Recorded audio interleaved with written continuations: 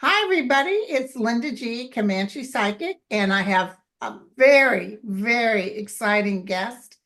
And I just met her. Her name is Annette Bricca. And I still haven't figured out how I found out about you. I don't know either I offhand. think somebody might have mentioned you were good because I'm always in for a good psychic because I lost my beloved psychic, Patricia McLean, who lived in Virginia, but she's Right. deceased now. But she was like amazing.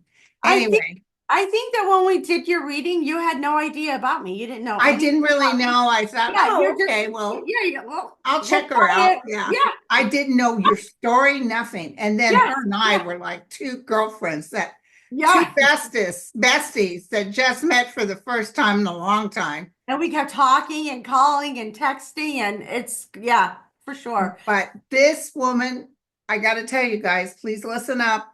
If you're busy with something, put this on pause, finish it, and come back and sit down. She has an amazing story, and I'll let her tell if intro yourself, girlfriend, and give us the 411. So I don't even know where to start. So I am 57 years old. I live in New Jersey. I am a regular person, just like everybody else. However, for since the age of 13, I've been doing readings for the police and the FBI, helping find missing children. Not at all what I would have wanted to do or thought I was going to do. Something happened to me and a chain of events took place. And I see now why I do it. There was, a few things that led me to the point that I am at this moment. And I knew I was always psychic. I grew up, my family, there were a couple family members that were psychics. I knew it, but I didn't care. Could care less. I didn't care that I was. I just wanted to be a kid, ride my bike, do normal kid stuff. And when things would keep happening to me and I would know that I was psychic, I didn't, I actually, my spirit guide kept showing up. And I was like, just please leave me alone. I mean, I actually knew it was my spirit guide. He appeared in front of me. He showed himself with me and my sister, who is a year younger than I, many times while we were kids. Like in our bedroom, he would like appear in the doorway, and I would be like, okay, I'm not interested. Now, when I think back about it, I talk to a lot of clients who are like, how do I, contact my spirit guide? I'm like, I had the audacity to be so bothered that he kept coming to me, but he came to me because of to help me for all the things that were going to happen. But I was really like, listen, I get it. I get why you're here. I'm not interested. And I actually said, I'll let you know when I want to know something. And I kind of just did that for a few years until everything happened that happened to me. And then I realized why he came to me, why he was trying to develop this relationship with me. But I was just like everybody else. I was a child of divorced parents in the 70s. So my life was really what normal childhood or children of divorced parents would be like until I was about 6, 7 years old. And from that point on until 12, everything completely changed. And we're at this point now. Okay, well, you're going to tell the story of when you were young. She was actually kidnapped, you guys. Listen Yeah. to this. So the way to begin it, I think that's important is that when I was young, when I was in the first year of school, I was in the hot lunch line and I had a near-death experience.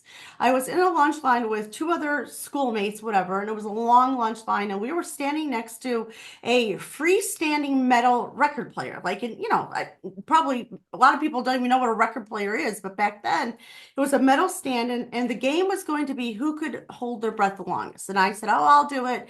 I know that I'm going to beat you guys." And I did. And then I passed out. And the next thing I knew, I was in the nurse's office. And I saw like when I explained it, it's like a typical near-death experience of like, seeing a white light, but not just a regular white light. It was a white light, and I was in a tunnel and I felt like I was being scooted forward and I just felt complete love. And I felt like I was home. And I, very often say, even nowadays, like I don't know what home meant at 7 years old. I had no idea, but Yeah. but I felt home. And I was told that now was not the time. I had to leave, but I didn't want to leave. I knew I didn't know where I was, but I knew I wasn't like where I should be. I knew it was a different realm, and it was great, but I knew I had to leave. I was being scooted back. Then I woke up, I was in the nurse's office, and she explained to me what happened. And then a couple days later, I told my parents what had happened at the time. My parents were divorced. I lived with my brother and my sister, my mother, and my father lived in another state. And my mother had a lot of issues. She was mentally unstable, and I didn't want to tell her that I had the near-death experience.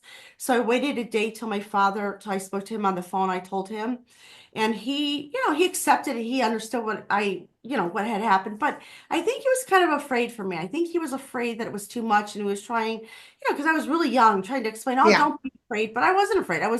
Because it was a huge gift that I thought, wow, there's like something else. Like I really realized at 7 years old or 8 years old that there was more than this world. And I wasn't even thinking about more than this world. I was raised Catholic and I just knew that there was a big picture. So then it was like I was like 7 or 8, but going on, like I say, 30. I all of a sudden got instantly old. But I was still acting like a kid, but I kind of understood how the world worked. And then when we fast forward to I was 10, and I was again sharing a bedroom with my sister. My poor sister witnessed this whole thing. I was laying in a bunk bed and I was sleeping, but I wasn't asleep, but I was like in a state of like I wasn't in the right consciousness. And I saw a videotape of my life, but I didn't know it was my life at that time. I thought it was just a series of events for somebody else because that's normally what I saw. I would see all these events, and I didn't see the person's face. And I saw them like current age when they were 12, when they were 20, when they were 30, and even older than I am now. And like I said, I'm 57 now, and I saw things for much older than current time.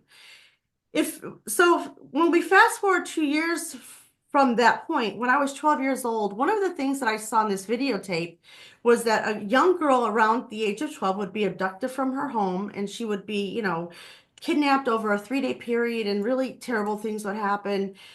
She would be raped, not only kidnapped, but really tortured and really, really horrific things happened. And so that happened to me when I was 12 years old.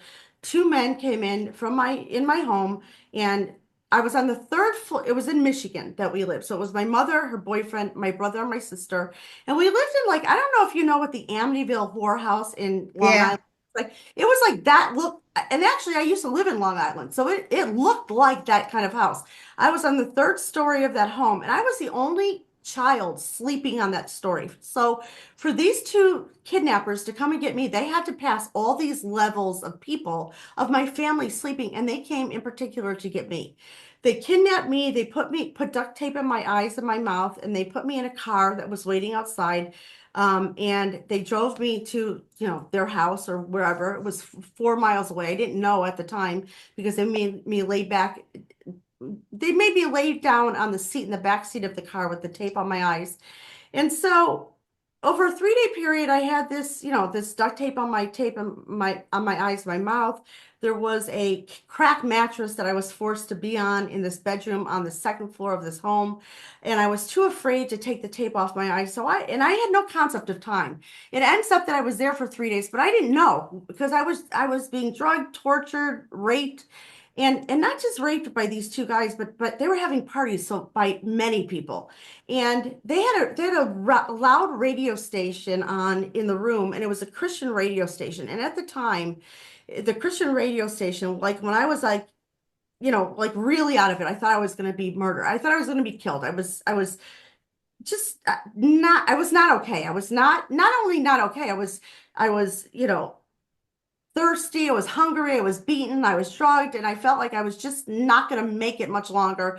And I was even having problems breathing. And all of a sudden, I thought, on this Christian radio station, I heard this radio station say, if you believe in God, just God's here. God will do anything you want. I thought, are you kidding me?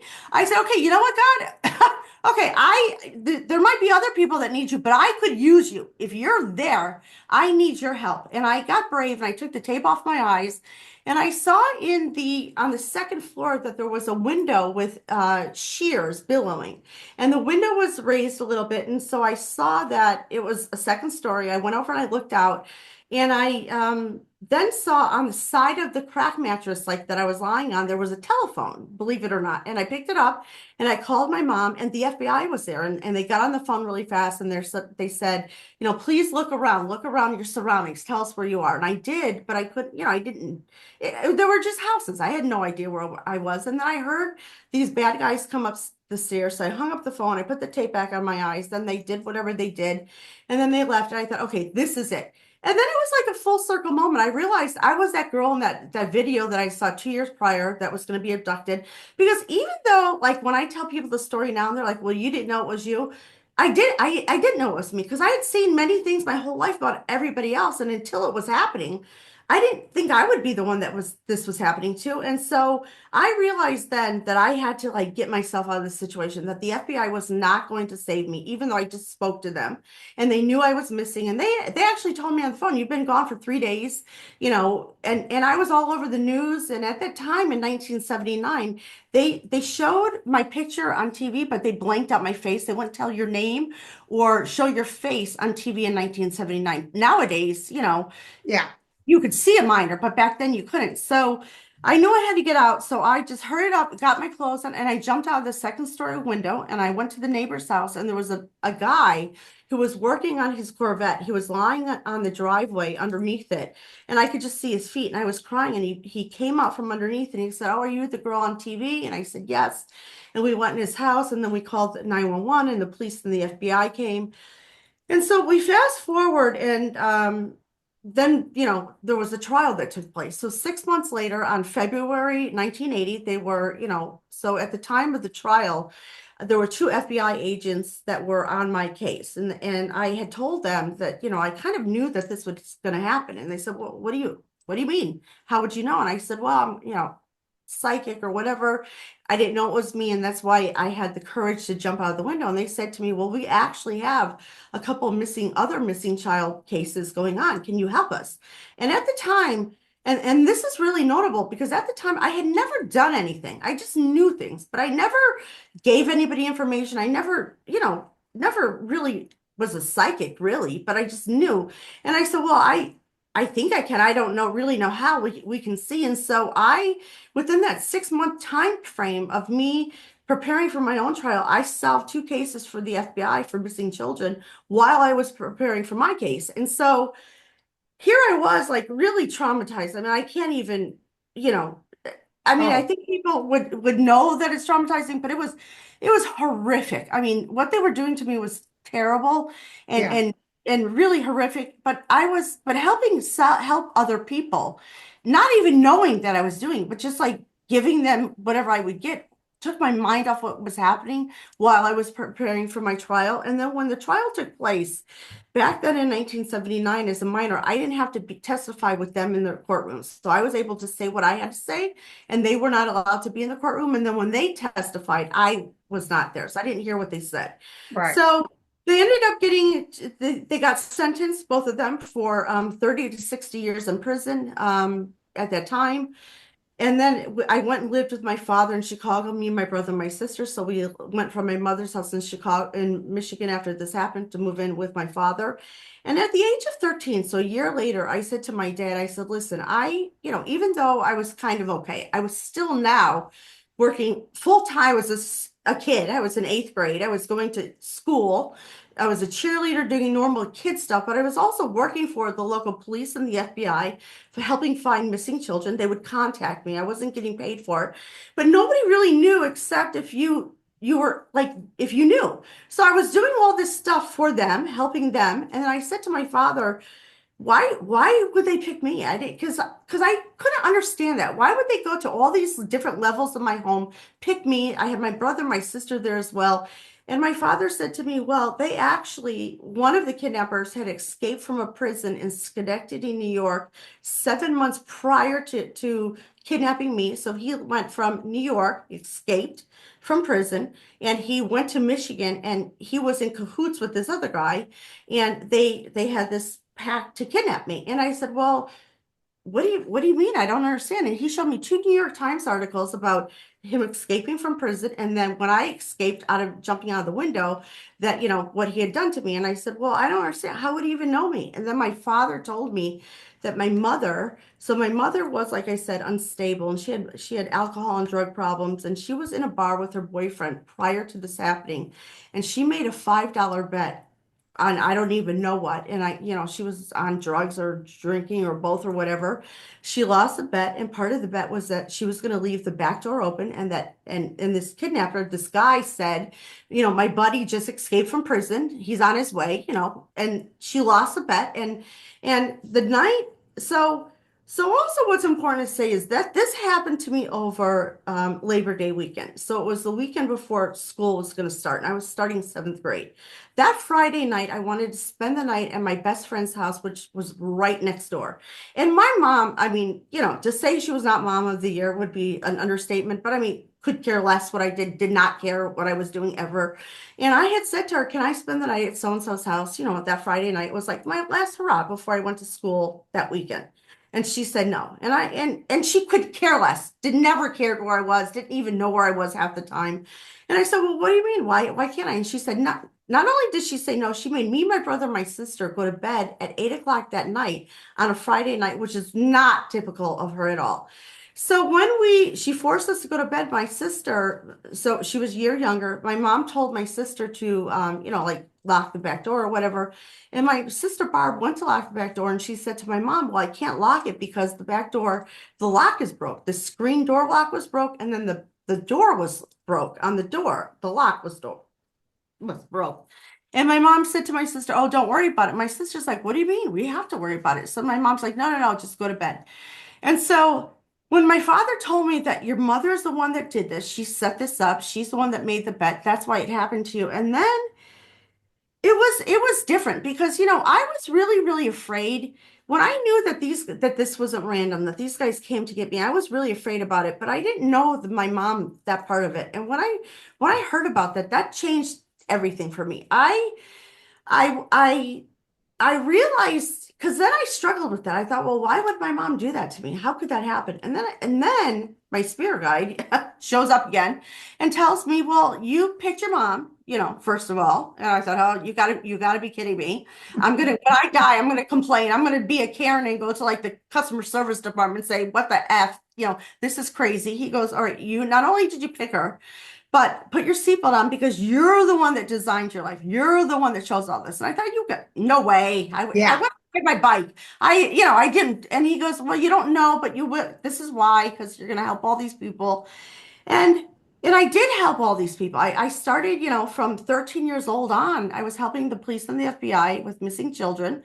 I told a story that I had a best friend in high school that I was hanging out with, and her father was like a local police detective. And I didn't know that was her father. And one day we were just hanging out, and I was in the kitchen, and her father walked in, and we both had to pretend like we didn't know each other because I was helping him on cases, and it was his daughter, and I didn't know that they were related. And I thought, so as soon as I graduated high school, I thought, listen, I don't want this. I don't want to be in Chicago. People knew who I was. I didn't want this life.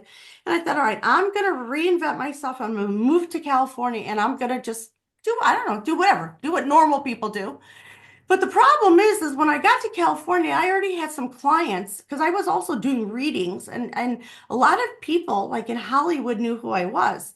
And so then word got around, and it was an easy way to make money. I was able to, because I didn't have any skills. I didn't go to college. I didn't do anything other than be a psychic. And so I thought, all right, I'll do it for a little while. It was going to be like a waitress gig. I was going to do a few readings, make a couple bucks, and then I would do, I don't know, what anyone else did.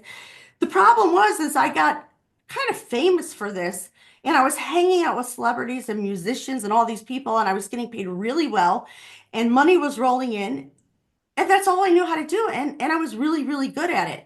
But then after 4 years, I got really afraid because I didn't know what was happening with these guys in prison. I had no concept of time, even though they were sentenced to 30 to 60 years. I didn't know what was going on. I didn't know if they were still in prison. And at the time, when you're a minor and something like this happens to you, the courts are supposed to notify you and tell you, hey, still got out of prison. But then I moved from California because I got afraid. I was hanging out with like really famous musicians. I was going to their parties, like at the Oscars. I was one of these people, and I thought, okay. And that's because you're good. You can't be no good and do that. Well, Yeah, but then I thought, okay, like what am I doing? Because here I'm having a good time, but nobody knew my story, and I was afraid that these bad guys would find out who I was when they got out of jail. So I thought, all right, I got to get out of California's a mistake. I shouldn't be hanging out with famous people. I should just be like nowhere. So I then went to New York, and I thought, okay, I'm gonna now keep my freaking mouth shut. I'm not gonna tell anybody what I do. I'm not gonna hang out with celebrities. I'm gonna just do my thing. And I got married and I had a daughter and I had all these celebrity clientele and I lived on a cul-de-sac in Long Island and nobody really knew what I did except if you knew. And I had but this huge career, but I thought I'm not going to advertise, I'm not going to tell anybody. And at that time, I would have, there weren't a lot of remote readings that I did. So famous people, like famous basketball players, like the most famous one would come to my house. And again, of course, I lived on like not only cul-de-sac, but my house was like 3 doors down from the end. So you had to drive all the way to the end to get to my house. And so my neighbors, like when these famous clients would leave, they'd be like, "Oh, was that so-and-so?" And I would say, "Oh, well, yeah." Because I didn't want to say anything. I just wanted to be normal. And my daughter who, so I was a single parent. I was divorced when she was 4. She was an only child, and my daughter loved it. She reveled in that, there was famous people coming to my house. So she'd go to school and shoot off her mouth and tell Oh boy. everybody, yeah, and tell everybody that my mom talks to dead people and the school called me and I had to go there and they're like, I just want you to know that your daughter's saying these things. And I said, okay, it's true. And they great, but I thought like Child Protection Services was going to get involved because Oh yeah, I that didn't think of that. yeah, nobody really, I mean, people did it, but most women, you were teachers or nurses or housewives or normal things, not me. So that was our life. That's, how our life kind of formed. And then, but I always had done cases for the police and the FBI this whole time because I felt like, because of my own story, I felt obligated because I remember feeling like that person who I didn't think I was going to get out. I didn't think that, even though I knew that the only way I could live is if I did escape, but at the time, I didn't know how I was going to escape until I saw that window. And I remember being really fearful for a few hours, thinking I'm going to die. So now, whenever anyone reaches out to me to help finding a missing child, I never say no. And I mean, Yeah. I do it full time. I mean, I do readings full time, but I do this But you nonstop. also don't charge, so that's your payback Yeah, to yeah, universe. yeah. But Because also when you saw that girl that was in trouble that you didn't realize was you, when did the aha happen that you said, "Oh my God, that was me"? when I listened to that Christian radio station when I was in the kidnappers crack den and I was on that mattress because the thing is it happened 2 years prior, that videotape that I saw in my mind. So even though I saw that this girl would be abducted, and that feels like something that would be notable, you would pay attention to. But I had seen thousands of things since then. Not all of them are unicorns and rainbows. So until it was me, and I think I just kind of blocked it out because now in hindsight, I realize that I had the near-death experience to see that there's a bigger picture of the world, that, of like the interconnectedness of everything. Then I believe that my spirit guide kept showing up, not because he had nothing else to do, to let me know that, he's here when I need him, to call on him. He kept showing up with my sister. My sister's like, okay, this is freaking me out. I don't want to go to school. I want to be a kid.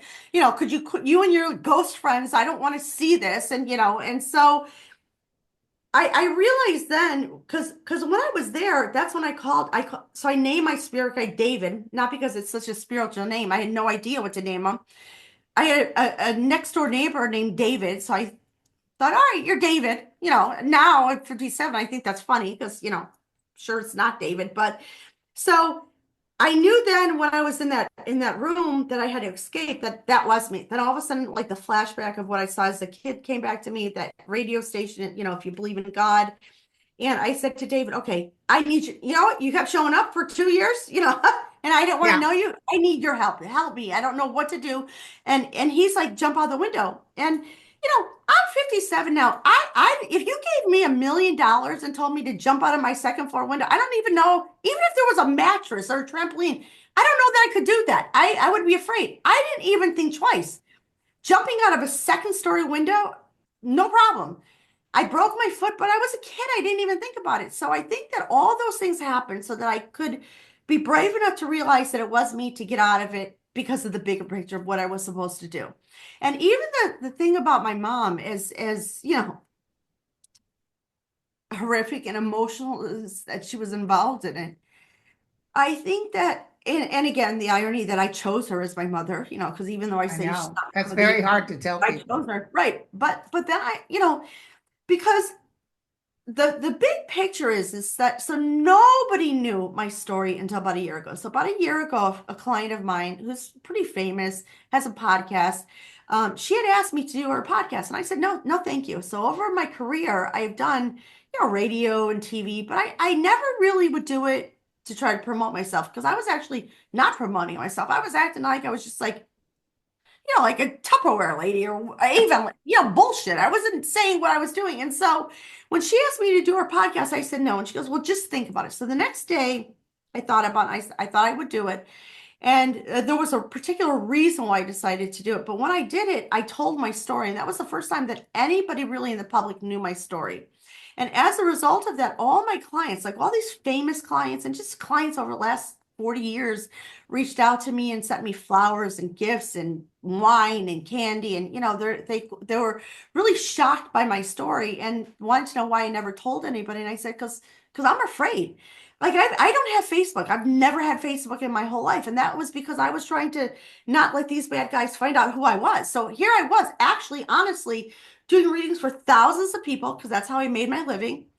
Nobody knew my story because I didn't want anybody to know, because I didn't want these guys to find me, because I thought if they find me, they're going to kill me. They're not going to just, it's not one and done. They were going to come and kill me because they felt like I ruined their lives. And I only found out, no, now it's about a year and a half ago, but I found out that they were out of prison because I had an attorney who was working on a case for me, something else.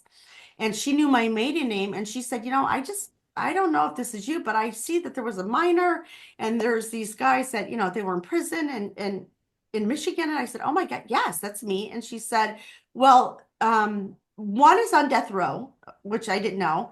And she said, and the other one is out of prison, and he's going to be off parole, and he actually lives not too far from you. He lives about 30 minutes away.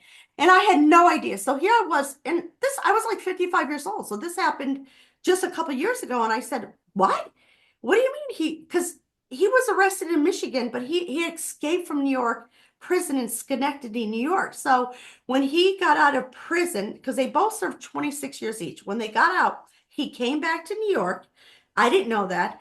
And I live in New Jersey, so it's not too far from me. And my attorney said he's looking for you. He tried to sue the state of New York to get access to Facebook and the internet, because when you're a sex offender to that degree of minors, you're forever banned from the internet. So he had a civil lawsuit. He was against the state of New York, saying that it was violating his rights, Oh that he my could God. access to the internet. And meanwhile, I don't have any I only have an Instagram page that I made a few years ago because when my 28-year-old daughter moved out, I thought, oh, I want to see what she's up to. When she found out what I was doing, which happened within 24 hours, she blocked me. So once she blocked me from Instagram, and I thought it was so like savvy. I used my first name, but I put a couple numbers behind it. Oh, she'll never know.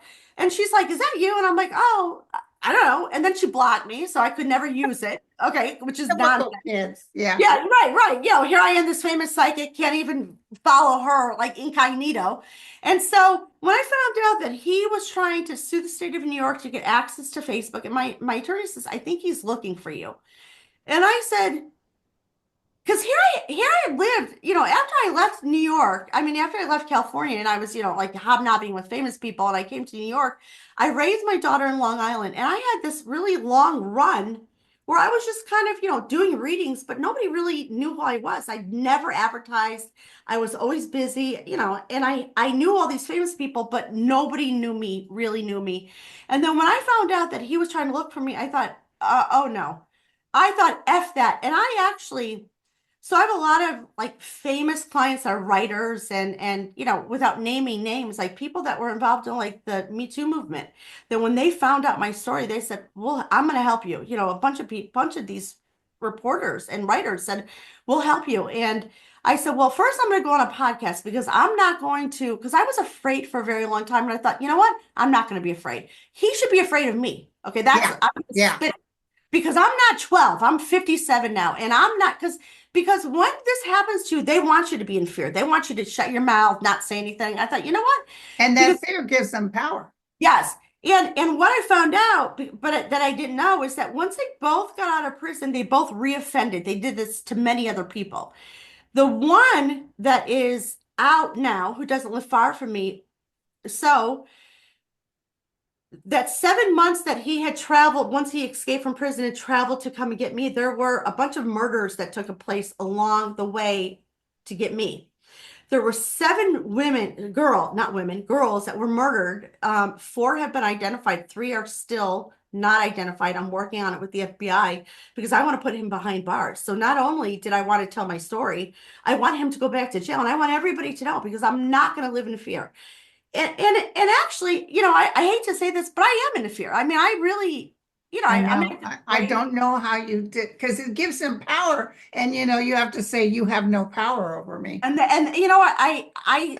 I say to my husband all the time, when the doorbell rings, I answer it right away. My husband's like, I'll get it. I'm like, nope, I'll get it, because I'm not afraid anymore. And Yeah. I don't want anything to happen to me, but I feel like I'm going to make what you did. I'm going to right the wrong. I can't really, but those women, those girls that were murdered, I'm going to help find their murderer, and I believe I know who it is. So, Yeah. shouldn't say anything, but you know what I mean. And Yeah.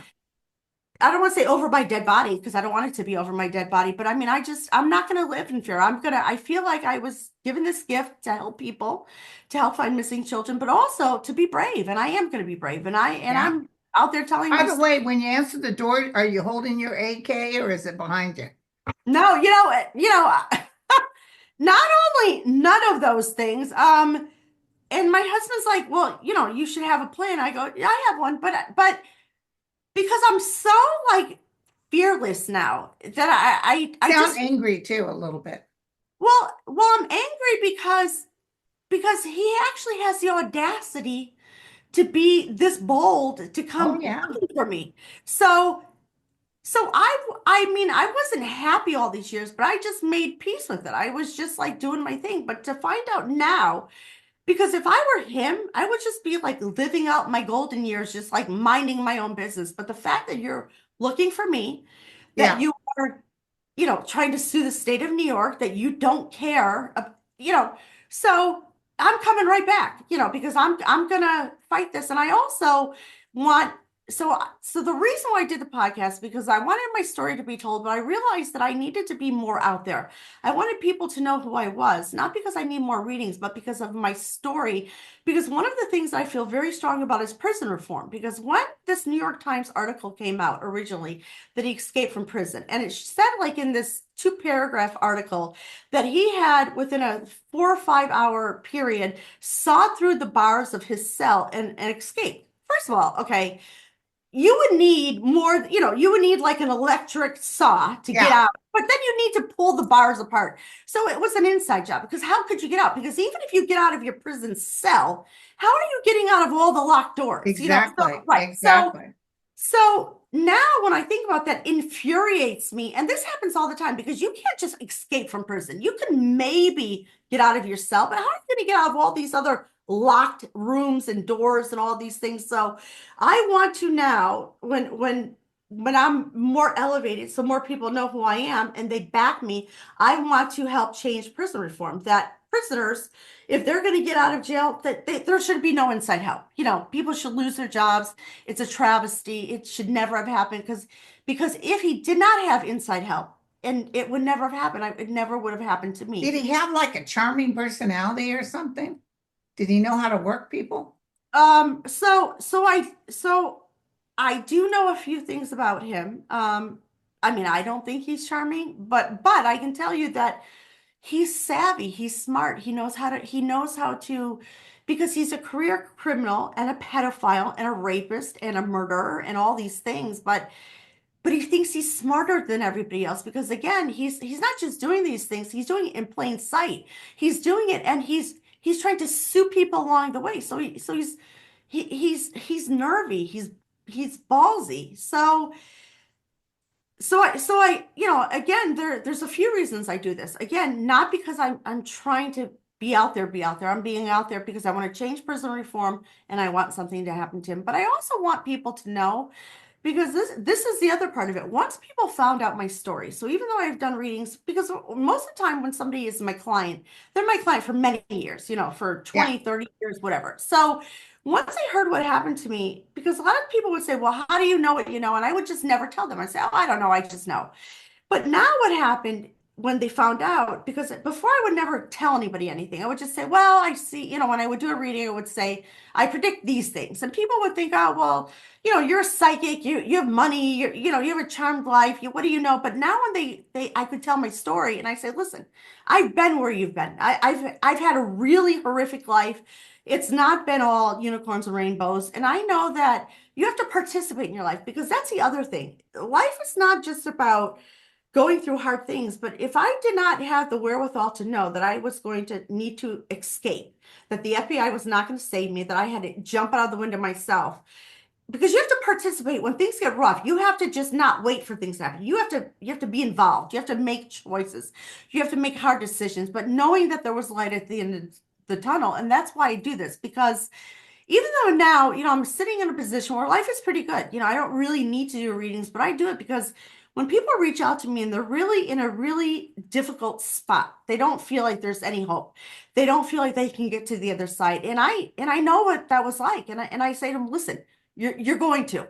And don't just believe me because I'm telling you, I know from my own life, but I'm going to help you. I'm going to tell you how sucky it's going to be, because you're right, things do suck. But here's what you have waiting for you. And sometimes I use the right. example of, like, Dorothy and Wizard of Oz, like when she was in that tornado, and then the house landed, and she was in Oz, and she opened the door and it was all crazy colors and the munchkins and things she couldn't even imagine.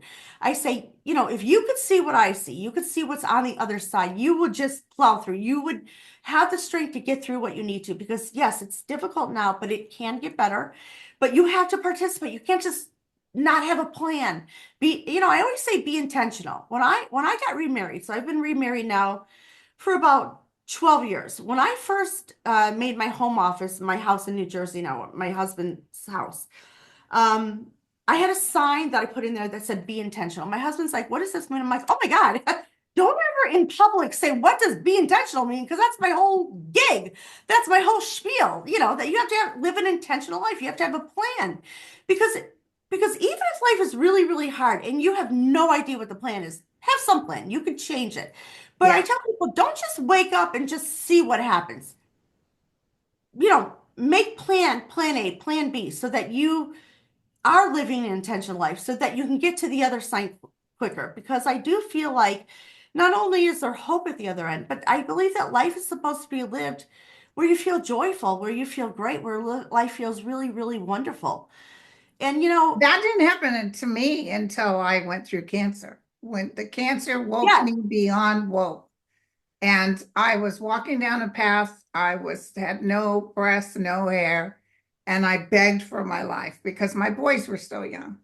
And when that man said to me, there's no such thing as death, I got so embarrassed. I handed my life over.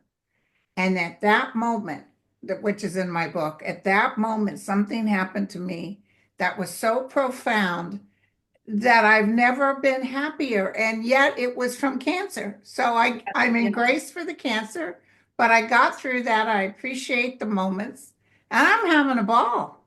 I yes, get to me too, meet all me too. kinds of people. Yeah, Yes, yes, because again, the irony is that we have to go through these really terrible things, but I really think, terrible things. but I think that that's the point for everybody. I mean, no matter what your Not story. everybody gets through like you did, though, my friend. Well, and I don't want to act like I'm some, fabulous warrior, because I mean there were many times where I'm like, screw this, I want to work at Dairy Queen. And I've said on a few podcasts that I want to work at Dairy Queen, and believe it or not, people will email me and they'll complain or fight with me that I said Dairy Queen. I said, listen, I'm just saying anything, but I mean, I'm not kidding. I would scoop ice cream. I didn't know what I was going to do for a living, but I didn't have a choice, because it just kind of picked me. I was chosen to do this. But And so I'm happy. I live a life of gratitude. I'm happy to do it. I'm happy to help other people. But I also maybe would have maybe been a teacher or whatever. I don't know. Yeah. But I do realize the big picture. I do realize the meaning of it all. And one of the things that I want to say that I was talking to you before we got started. So not only do I help missing children, and usually that's who I help. I don't usually help missing adults because there's tons of children to find, and that's more work than I have time for. But recently, a client of mine reached out to me, and her son, who was in his 30s, was missing. And I was scheduled to do a reading with her in about 3 weeks. And she contacted me and said, my son is missing. We have a reading in 3 weeks. Can you kind of look into this? So I did. And one of the things that I can tell you, so we found him. He was not alive. It's a really sad story, but the amazing part of the story is when he first came to me, when I first knew that he was no longer alive, he was dancing. He was on the other side and he was like going like this and he was dancing. When I spoke to his mother and I said, okay, I just want to give you, because it was happening in real time. Like the embassy was involved. It was in another country. All these things were happening. There were rescue teams and people trying to find him and all this like social media going on. And she was hopeful still. And I didn't want her not to be hopeful, but I saw that he was on the other side.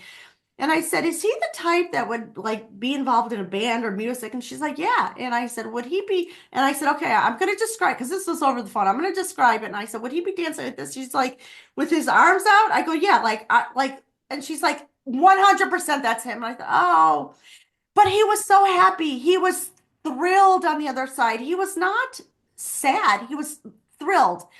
And he has reminded me, because he comes to me often, and he has reminded me like the meaning of life. Like he was rejoicing on the other side. He was living his best life because he's his full spiritual being. And even though he lived a great life here and he impacted thousands of people, because once everybody found out that he had died and they'd posted all this stuff on social media, these thousands of people that reached out and said what a great impact he had on their life and what a change he made reminds me of the bigger picture Yeah.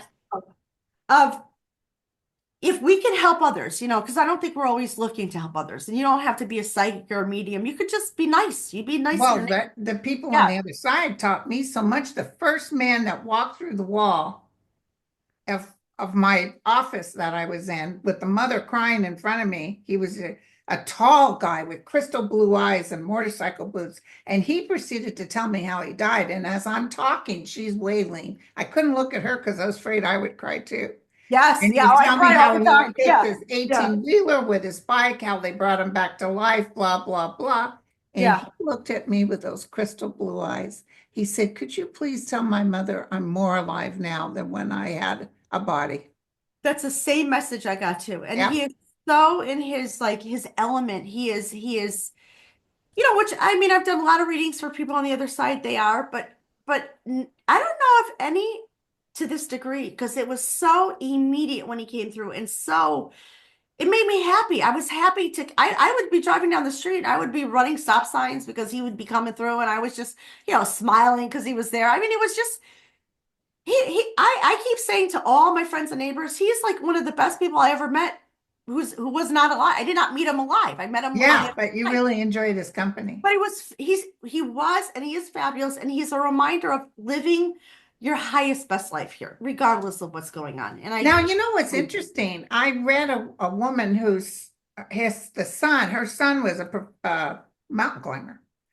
And one of the best mountain climbers around had gone on a trip with another friend of his, the son. I think he was supposed to go on the trip, but he didn't make it. And they were desperate to know. Apparently, the two went missing. And it was like 24 hours. And I saw the two of them together and they both were gone. And they both told me they won't find their bodies and they still haven't found their bodies. That's wow. interesting. They will be able to tell you, you're not going to find my body. Yeah. Well, I think it's to give that family closure, to let them know that because there was a case that I was on many, many years ago. I was 15 and there was a woman so it was with the FBI and when they give me they give me a little bit of information and then I see what I can see. And it Yeah. was a woman who had two children that were twins and we were trying to find them. And it took like 12 hours for me to get any information. When I finally got it, I realized that they had passed, but they were both passed in two different states. But it wasn't, I say it now like, oh, they were in two different states. It took 12 hours for me to get this. I was a kid. I didn't really know what I was seeing. The FBI agent helped me. He was asking me questions. So we uncovered this. They found the bodies, and I was really distraught. This was 2 years after what had happened to me. And I thought, okay, I don't want to do this. I found two dead kids. And, and, and then this woman requested to see me, and I didn't want to see her. And I was really, upset and distraught. I felt like I let her down. And when she met me, she just kept hugging me, and she wouldn't stop hugging me. And she's like, I want to thank you. And I said, I'm so sorry that it took so long, because I felt like maybe if I would have found them earlier, they would have been alive. But ends up they were passed way before that 12 hours. And she said, no, no, no. I know now that this was meant to be, but I want to thank you, because if you would never have done this, if you would never have found my kids, I would have went my whole life looking for them. Yes. Now giving me closure. And at that time, at 15 years old, I didn't think about closure. I wasn't so high level that I was just thinking how awful it was for me. And she kept hugging me, and she's like, I just want to give you strength to keep doing this work. And I thought, oh, I have a social studies report I'll too. tell you, as a mother and you as a mother, we'd rather know, even if they're deceased, that Definitely. no. Yeah, definitely, definitely, definitely. And I think that's why with you that you were told, these two mountain climbers, so that their family knows that, like, okay, we are on the other side, we're good. You're not going to find our bodies, but we're good. So that even if they keep looking, they kind of know they're not going to, because it does give people closure. Because we Yeah. all want to be found. We all want that story to come to an end, no matter what the end is. We deserve it. You know, I Well, feel that's why they make agreements with prisoners, killers, if they will tell the family where the body is. right, right, right, right. Yeah, absolutely. So now, okay, so I got through I have a book out, as you know. I got through a bad childhood. My mother was Comanche Indian, and she was very bitter towards the white man, yet she married a white man. And my dad was the least prejudiced person you would have ever met. But anyway, with all that pain and all that suffering, and I was a suffering person, it was all about suffering for me. And then thanks to the cancer, which I'm grateful for every day, it clicked. It just was gone. But when I talk to clients that are very depressed, I mean, they really are lost. They have no idea. I recommend tell me anything, something that gave you joy, just Yeah, something, me too. because Too. that which is likened to itself is drawn. You cannot create, really, you can't what you're not. You can say, I wish I'm going to be happy, but if it doesn't exist, Right. so a lot of them, sometimes they don't even have that. I said, okay, go Yes, out and look yes, at a beautiful yes, sunset. yes, yes, yes, yes, yes. Look at a beautiful sunset. You know that feeling you get, that awe-inspiring, like we are all connected? Just for a moment, nature gives you that aha moment. Yes, yes, yes, Stand in that, breathe yes, that, yes, yes, even if it's just for a few seconds. yes. Because every time you do that, and Eckhart Tolle talks about this, being like two Buddhas were walking, and the one Buddha says to the other, Master, how do I find Zen?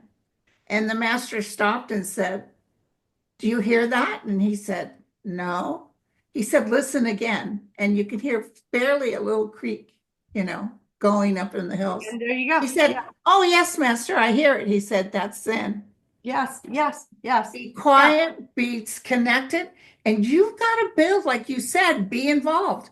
You've got to build that love, that beauty within yeah. to obtain. We're very lucky because we've crossed that road, and I've met a lot of people that have finally said, you know what, even with bad childhoods, like your mother and stuff, you give her no power over you anymore. Right, right, right. So, but Yeah. what do you tell your clients that really have that, gosh, awful? Because even when I was a young girl, I thought about suicide all the time. Well, Thank God I didn't achieve it, but I mean, like, so because we did a reading and you know my process, one of the things that I do before I even do a reading, I do like a 2-minute spiel. I kind of say the same, I kind of set expectations. I let my client know what to expect. And one of the things I say is, you and I are going to do like a 2 or 3 minute meditation silently. I'm going to put the phone down. I'm going to do it. You're going to do it. And one of the things I say is think about anything that would give you joy, whatever it is. And then imagine that you're going through it and stick with that. So you're your highest vibrational level. I can't tell you how many times they'll say, well, I don't have anything. I'm like, okay, I can off the top of my head think of a 94 things, not even thinking, okay? A great breakfast, a walk in the park. Nonsense, a Slurpee. I mean, you name it. I mean, I can think of a ton of things. A Gerard Butler movie. Yeah, You know what I'm saying? I mean, listen, I, as a kid, was in love with Andy Gibb from the Bee Gees. Oh, yes, Yeah, yes. I have a poster in my basement of Andy Gibb in his pink satin suit, who my daughter, when she sees him, she's like, wait, he's got like shoulder length hair. He's got better Yeah. hair than I do. She's like, what? So I mean, I can think of anything that would give me the lottery, Andy Gibb, a Slurpee, Emmett, Pete, A puppy. Yeah. anything. And so very often people say, well, I can't think of anything. I'm like, okay.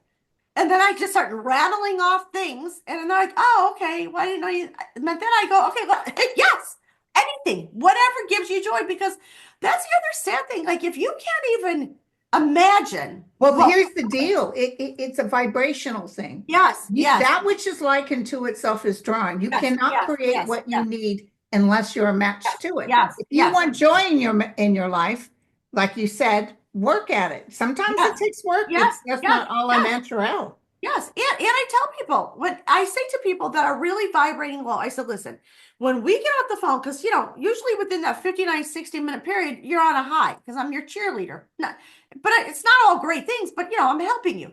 I said, well, when we get off the phone, 10 minutes from now and you're crashing, you should be doing self check-ins. You should every 6 or 7 times a day see how you're vibrating. And they're like, well, how do I do that? I go, well, if you're pissed off, if you're not happy, you're not vibrating high. So go back to whatever you thought of that made you feel joyful and pretend like you're experiencing it right now. And they're like, well, I don't know if that's authentic. I go, who cares? Who cares? Take it till you make it. Because pretty soon it'll become a habit, because it's learned thinking. It's learned behavior.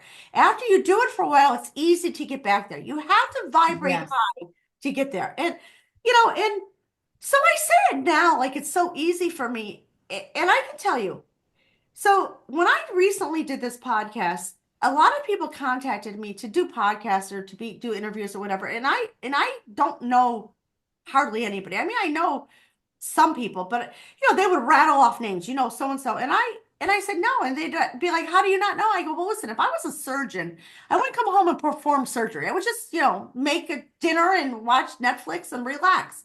So I don't know all these other people, let's say, in the industry, because I actually just do my thing. I'm very honored you're doing mine.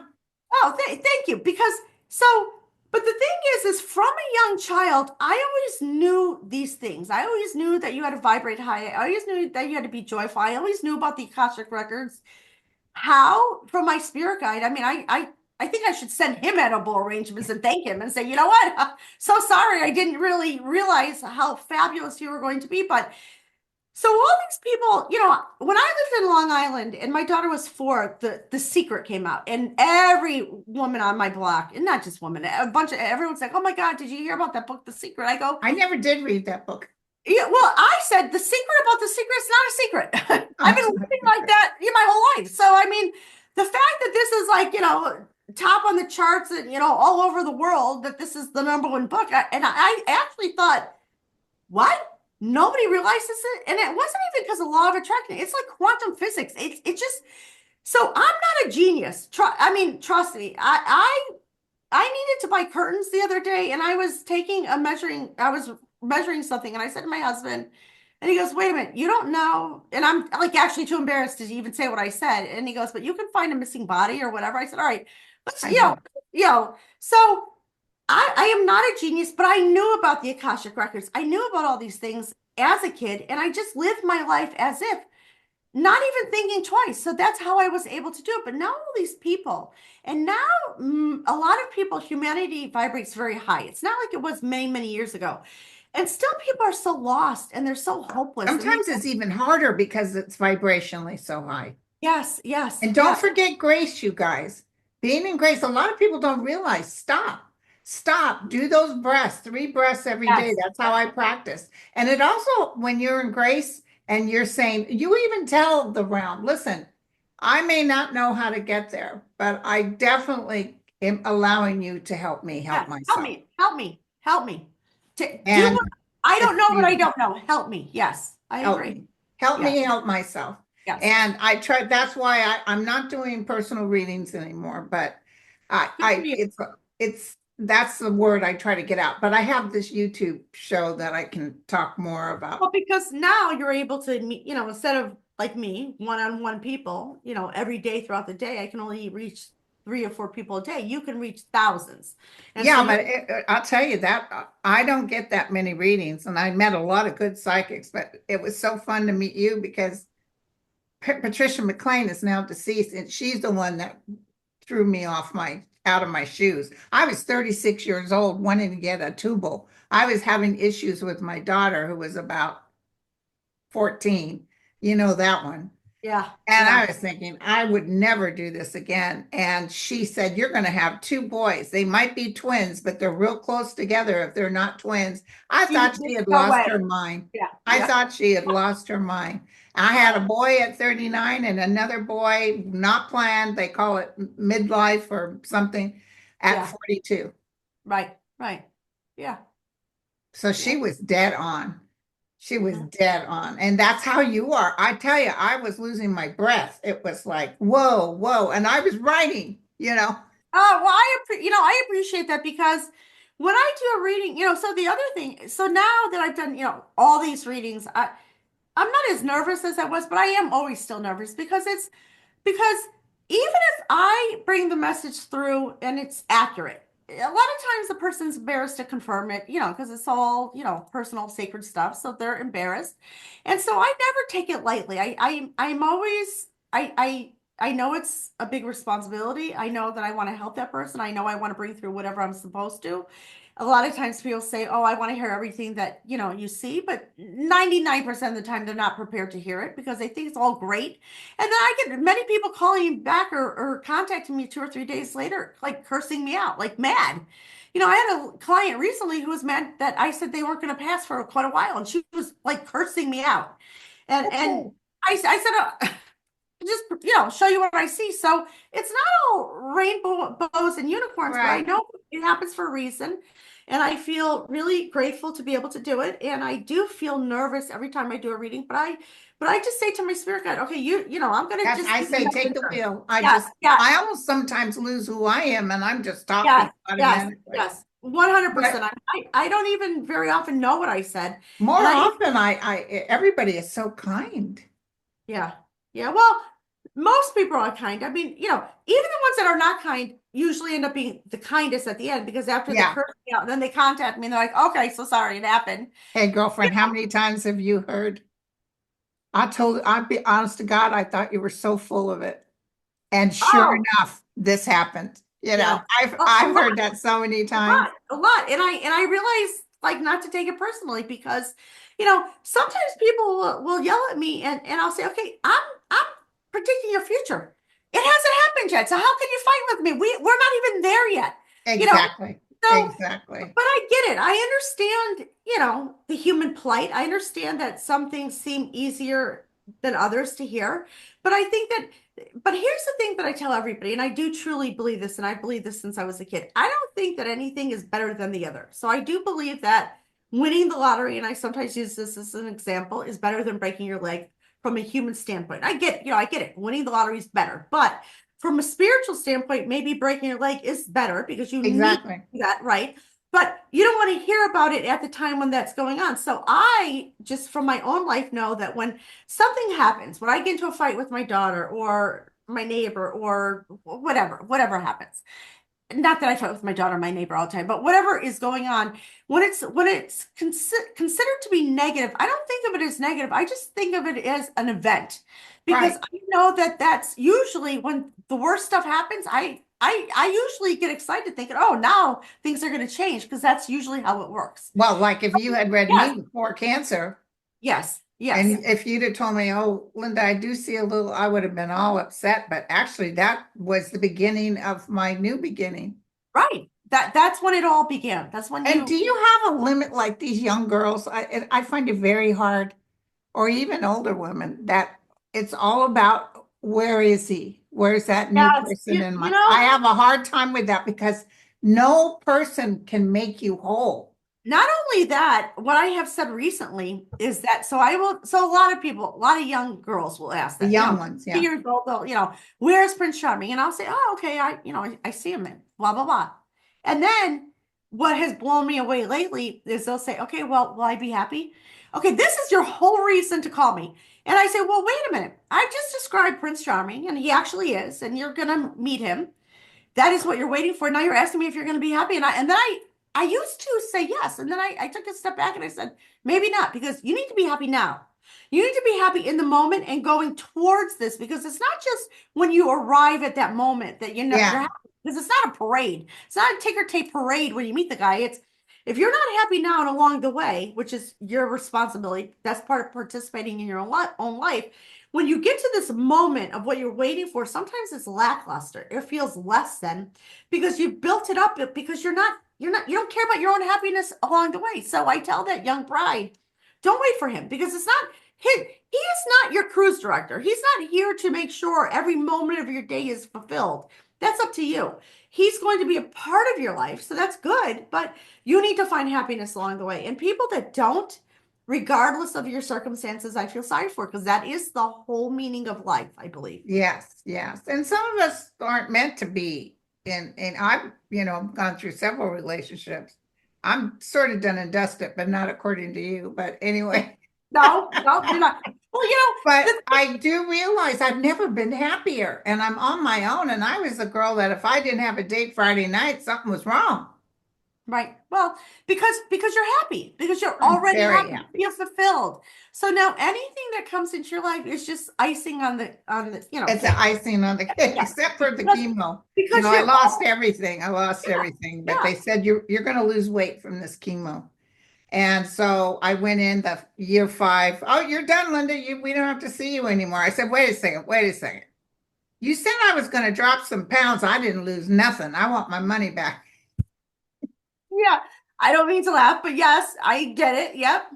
Of You course, everybody busted up laughing.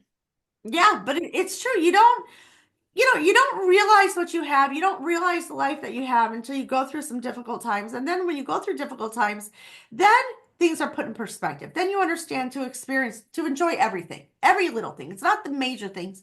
It's even the stupid things throughout the way because it's your whole life that matters.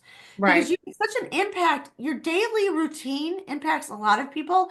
And when I do readings, I know whether or not that person leaves happy or not, and they eventually become happy, whatever the case is, it's a ripple effect because if I help you in the moment, then you vibrate higher, different. You act different to other people, and it is helping humanity because it's one person that ripple effects to all these other people, and it changes the way we think about the world. It changes the way we think about ourselves and our circumstances and everything that we go through. And I live a life of gratitude. I'm yeah. very thankful. I mean, it sounds crazy. I am thankful for what You went glow in gratitude, girlfriend. And like they said, I used to read these words and think, oh, although my parents were atheists, but the kingdom of heaven is within, and that's no joke. You yes, can yes, you can yes, get over all of this. yes. What it's here. It's all here. We have it all. And I tell people all the time, and they're like, "Oh, can I contact you?" Again, I said, "You can't, but you don't need to. You everything you need, you have." You know, Yeah. maybe you needed me now, but you don't need, you don't have to call 1-800 Annette. You can just help yourself I because if used to deter people from coming back to back. I don't oh, like me that. too. When I do a reading, before I even start, I ask the person, when's the last time you had a reading? And I don't care. I just want to know if you, like, sometimes somebody will say, well, an hour ago. And I'll say, okay, well, we don't need to, why are you doing this? And they'll say, well, it was no good. I say, okay, well, then I'm pretty sure you're going to think this is no good because you're on a mission. You want to hear something and you're not hearing, but it's within you. You have to, are you participating in your life? Are you making choices? Are you helping yourself get through whatever you need to? Because Right, nobody needs a zillion readings right. ever. Yeah. So what issue, if you had anything to say in this mass media, I get million hits. What do you want people to know? And this is troubling times right now. Well, a couple things. I would say that when we think about the election or, the current political environment that's going on, and I know a lot of people that are for it and against it. And I would say it doesn't matter either way because it will pass. It's not forever. And whatever happens, whether or not we believe it should be happening, it's happening for a reason. And Absolutely. it's meant to happen. So even though, yes, we might have to bite our tongue and put our seatbelt on and and just, white knuckle it for a while, there's a bigger picture here. So it's, for it's playing out the way it needs to And for try not to be in masses. fear because fear Yeah, right. constricts. Because the other thing is everything is temporary. Recessions, depressions, health. Well, we all go through many different things. It's all for a period of time. We can get to the other side of it, and it doesn't matter who's president, let's Yeah. say. For now it does, but not always, and it's temporary and it's not for the rest of our lives. And just wait it out. And don't let this freak you out and don't let this make you nervous and live an intentional life. Have a purpose, have a Take meaning. those deep breaths and say this too shall pass. Yes, yes, Yeah. yes. And make every day feel important, feel special, feel like it matters, like that stupid country song, which I don't know what it is, live your life like it's your last or Yeah. dance, there's no more dance, whatever it is. But it's true. Capture your moments you have now and be in grace. In the moment. Just be grateful for this moment and Yeah. and don't worry about everything else because it's a shame not to, because because the little things are what you're in awe of. When I think back on my life, yeah, there's a lot of really big major milestones that have happened. Those are not the ones I remember. The ones that I remember are the tiny little things. Are the little, I mean, the big things, yeah, I do remember, but they're not what I think about daily. It's the little things that I remember because it's really impactful. And that's what I believe what we're all Yeah. supposed to. So I think that we're supposed to take ourselves less seriously. I think we're supposed to not try to figure out the meaning of life because you're not going to figure out till you're not here. People that they're always like, well, I had a past life regression. I go, listen, you should save your money. You can't do this. Let's worry about 2025. Don't worry about 1710 and Yeah. who you were. Let's worry about now. Just let's do whatever you can to live your best, highest fulfilled life now so that you can live in the moment and you can feel joyful. And I think that is the purpose. I don't think it's about, sometimes people will call me and say, what is my purpose? And I said, well, you tell me. Your Well, the purpose purpose is is to connect joyful. to the kingdom Yes, within. yes. So, And to live your highest, vibrational level, to connect with other people, to feel love and joy and in the moment. That's what the purpose is. It's not about right. being a ballerina or a teacher or And everybody has a bit of the gift, but it's not always going to come to you in a voice or a vision. Don't think something's wrong if that doesn't happen. You just got to be at a homeostasis. You've got yes, to be able yes, to be at a beautiful vibrational level to allow things to come, and then you go back up, and things come, and then eventually what happens is you go higher and higher and higher. yes, yes, yes. And if you do that on a regular basis, I believe you are aligned more to your purpose and that you are not freaked out about the little things and you can live your best life. I think that it is about living in the moment for And to sure. know thyself. Yeah, So, 100%. Annette, how do people get a hold of you? So there are two ways. You can go to AnnetteBricca.com. That is my website, or you can email me directly at ARSpirits, ARSPIRITS at Okay. AOL.com. That is actually changing. My website is changing also. I'm in the midst of doing that, but that's about a You month. need a better website. Well, thank you. I have somebody in the UK who's working on it, some really Awesome. fabulous woman. So we're doing that. But that's a few weeks out. So, emailing me or going to my website, either way. Yeah. Okay, well, girl, And by the way, get my ready for your website, email to blow up.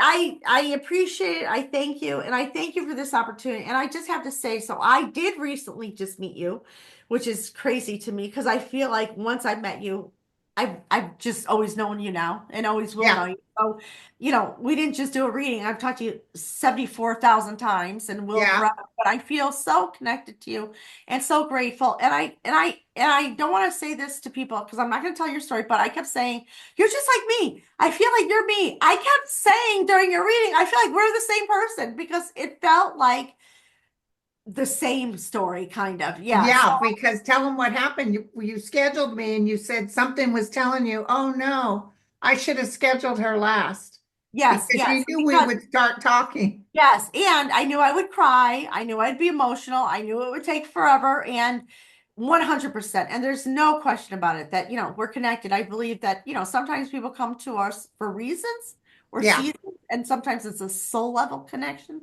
I believe that we are a soul level connection, and I am grateful to you and all the work that you thank you. do because you have tons of people that show up every time you do a show and interact with you, and you make everybody feel calm and Well, and girl, you reek of the joy. I'm, you know the psychic vampires out there, yes. the ones that drain you as soon as they Yeah, leave the yeah, room. You are not a psychic vampire. It's so nice to meet people. And a lot of the people in this community are just so loving and yes, kind, yes, yes. readers and everything. So Yeah. I really enjoy this YouTube community. Well, I thank you, and I thank you for this opportunity, and I thank you for the work that you do. And I do Thank you. believe that you are supposed to not do readings any longer because your platform's going to get higher and bigger, and so that you can reach more people, so that you can calm everybody down. I feel like you're like a nice mint after dinner. You calm everybody. Everybody's, come to their senses. They're not all freaked Yeah. out. And you Snap out of it. yeah, you have a way of just the way your delivery. It's soothing. It's Thank nice. you. Thank Yeah. you. Yeah, no, thank you.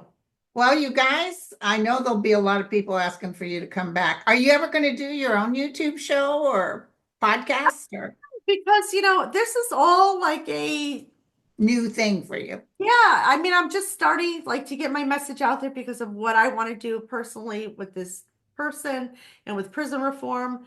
Yeah. Um, Sometimes I can't even put Netflix on, so I don't know if I could do a podcast. Yeah, that's how I was. With volume and I mean, I really like 2 hours ago was like, what's wrong with Netflix? And I was using the wrong remote control, but I didn't know that for 10 minutes. Okay. So this might be more than I Yeah, can yeah. do. So well, So you I got to don't have a know. professional. Listen, I'll Yeah. tell you really quick, and everybody out there knows my story. After I went through that, I gave my life over to the realm. I said, when they said, what are you doing? You know, there's no such thing as death because I was begging for my life because I still had two young boys. Something overcame me. And then this particular man talks to me in my right ear. I can hear him as clear as day. And I was standing in my room and he said, you're going to start a YouTube channel. And can you believe I said, oh, hell to the no. Yeah. That's what I would say. If I heard that right now, I'd be like, how? Why I didn't get struck by How? lightning, I don't know, because my Yeah. immediate response was because I had a girlfriend that did a YouTube and she got ready, she had her hair done nice. I'm like, I don't want to go through that. And he said, Linda, you'll help calm them down. You are. So I just You are. sat in front of my computer. I don't know nothing, okay? My son said I guess he signed me up for YouTube because I didn't know about that. And then I'm going along. Next thing you know, they're building, they're building, they're building. And my son Jake said, Mom, you can monetize YouTube. I didn't know nothing. When I first did the first YouTube a year ago, so it was pre-taped and then it aired whatever date. I didn't know how to even access it. My 28-year-old daughter came over and she's like, "Oh, is it the show on today?" I go, "Yeah." I go, "I don't know how to access." She goes, "You go on YouTube." I go, "How do I do that?" She goes, "Are you kidding?" I go, "No." She goes, "What?" She was like, "Okay, don't tell anybody this because that sounds ridiculous. You sound ridiculous, And she had to help me because I didn't even know how to get on. And while the show was airing, the host was texting me saying, "Oh my God, look at how great it's going." But I wasn't even connected yet. I didn't even know how to even access it. That was And me. yeah, That was me. And that's me there's now. some That's me readers now. too, like I have a friend who's a reader named Sterling. Oh my God, he's so good at the computer. I Yeah. have to talk to people to figure out what I'm doing. Me too. I would have to have like, like a crew like Dateline or 60 Minutes here to do a one person, FaceTime YouTube. So is that in my future? It could be, but I don't know how. Well, what you do is you hire people. Oh, I would See, have what to. happened is like sometimes I get 8,000 comments. I can't go through the comments, so I have to pay somebody. My daughter works for me, and I have to pay somebody to go through it because I can be a little bit reactive. If somebody says something mean to me, I might say something mean back. When I first did the first podcast a year ago, and I wasn't reading the comments because I just thought it was my personal story. It was hard for me to tell. And I said to all my friends that were watching it, my daughter, don't tell me any comments. But my daughter would call me up and just start rattling off. And I'm like, whoa. And Are get these you upset. Yeah. Yeah, the one comment that she told me that to this day drives me crazy, and I don't know why, which is insane, was that the person said, I connected to her story, but her voice is irritating. Okay. Yeah. I don't, if somebody in the grocery store said I don't like your voice, I'd be like, Whatever. I could care less. I don't know why I was so hurt and so now I don't read comments, but I realized that okay, I don't care about the comments because It's you. It's who you are. and the other thing is I mean, I don't know that I would go out of my way to comment on anything. Even if I ordered DoorDash food and there was hair in it, I would probably just throw it away and just pay for it and not even That's what I do. wouldn't even contact them. I would just be like, all right, you know what? Whatever. Yeah, I just wasted $34. That's it. Yeah. I wouldn't go out of my way to say something nasty. So I know that that's part of it. And if the person feels better doing it or whatever, but I don't read it. Do you know that comment? A lot of people will say different psychics say the same doggone thing. About the But voice? they don't like the person's voice. Yeah, I mean, Really no difference with your voice. and my husband said, he goes, that's good. He goes, they could have talked about your weight. I go, oh, whoa, stop saying that. What? Well, we're not going that far. Yeah. I go, what? And he goes, well, think about it. Who cares? I go, well, yeah, who cares? But still, it gets in your head. Because I it is. know.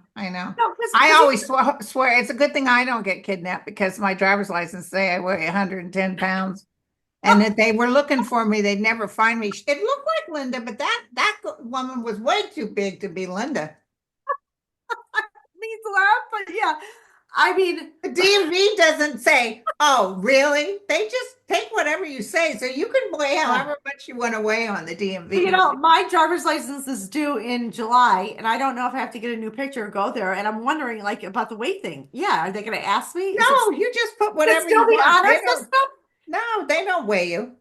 No. But don't you, after a few years, I don't think you can do it online anymore. I think they have to physically see you. I think I'm at that point maybe where I have to go there. No, Yeah. you're only 57. Yeah. I have to go in now because once I turn 70, you got to go in person. You do not look 70. You look like an imposter. I'm actually going to be 72 in Okay, September. it looks like you're a liar. That's what you look Thank like. you. I look Bless like you. you to show your birth certificate and prove to everybody because I think you're faking your age to I don't know, No, to get street cred or whatever to get a senior citizen discount that you don't deserve. Okay, so you're probably saving $2 at the local movie theater or diner that you don't deserve. Yeah, this is all chocolate. I'm going to tell you right now, it's chocolate. I can use some chocolate. That's for sure. Yeah. Okay, girlfriend. Well, thank you guys for checking in. Thank you. And I'll type down and below this about her information. Thank you guys. Bye-bye. Thank you. Bye, honey.